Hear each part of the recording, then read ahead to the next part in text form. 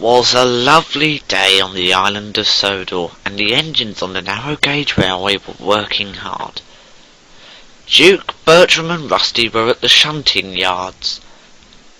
They were hard at work.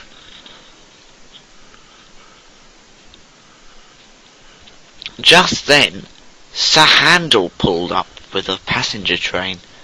The Fat Controller was on board. He had come to see Duke. "Hello, everyone," Sir Handel tooted. "The Fat Controller needs a word with Duke."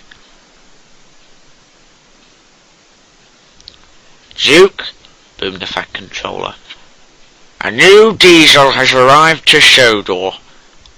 I want you and Sir Handel to show him the railway." "Of course!" "No problem, sir," tooted Sir Handel, and so the engines hurried away to find him. They puffed along past a rocky ridge. "Careful, Sir Handel, you don't want to fall off." "No, indeed," croaked Duke. "Very careful. I hope this engine's a nice one." "Same here," tooted Sir Handel in reply. The engines rounded a corner, puffed over a level crossing, down a hill, and there was the new diesel. He was resting in the siding waiting for the two engines to arrive. His name was Frank. "Hello," tooted Sir Handel. "Nice to meet you." "I'm Duke and this is Sir Handel." "Nice to meet you," tooted Frank. "My name's Frank. Can you please show me to the sheds? I'm exhausted and I need to get some sleep." "Of course," puffed Duke. "Follow us. We'll lead you the way." "Thank you," yawned Frank. And he followed the engines down the line. They soon arrived at the sheds. "Here we go," Duke puffed. "And everyone meet the new diesel. He's called Frank." The engines were all delighted to meet him. "Hello," puffed Duncan. "Hello," puffed Peter Sam. "Hello," tooted Rheneas. "Hello," puffed Scarlowy. "Hello," called the mountain engines. Frank was soon on the turntable, and he backed into the shed. "I need to get a bit of sleep. I hope you don't mind." "Oh." Frank yawned and fell asleep. "We'll be back later to check on him. Right now we've got to get back to work." "Treat him with respect, everyone, and take care of him." "We will," called the mountain engines. But when the engines got back to the shunting yard, the Fat Controller was there, and he was very cross. "Duke, Sir Handel, I wanted you to take him to the shunting yard on the other side of the railway, not leave him in the sheds to sleep." "Sorry, sir," puffed Sir Handel, "but he was tired. Surely that's an excuse." "It is no excuse," boomed the Fat Controller. "I want you to take him there now. The trucks will not shunt themselves. I am very angry with you." "Sorry, sir," puffed Sir Handel. "We'll get right to it," chuffed Duke. They soon arrived back at the sheds and collected Frank. They took him to the shunting yards on the other side of the railway. But Frank was tired and careless with the trucks. He bashed them about the yard, having them derailed. Hold on. Eventually, though, all the trucks and coaches were shunted neatly. The carriages in one siding, trucks in another, gunpowder vans in one siding, and the flatbeds and crane in another siding. "Can we please go back to the sheds now?" yawned Frank. "Yes," puffed Sir Handel. "You need some sleep. Come on, follow us."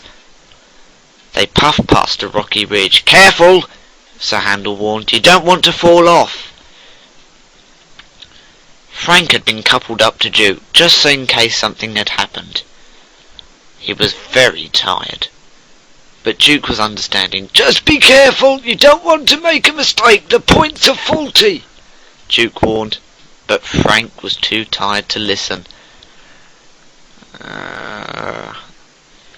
Watch it, puffed the handle, but it was too late. Something happened. Frank fell off the edge of the rails. But Duke thankfully held on with all his puff. "Don't worry, I've got you, I've got you!" he croaked and wheezed as he tried to hold Frank up from the falling.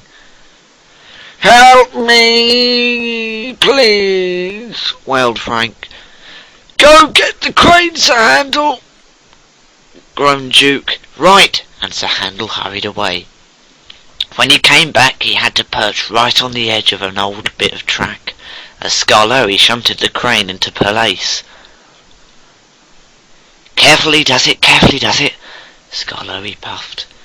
"Don't want to knock him off." It wasn't long before the crane was in place and hooked up to Frank. It chugged and tugged, and soon Frank was saved.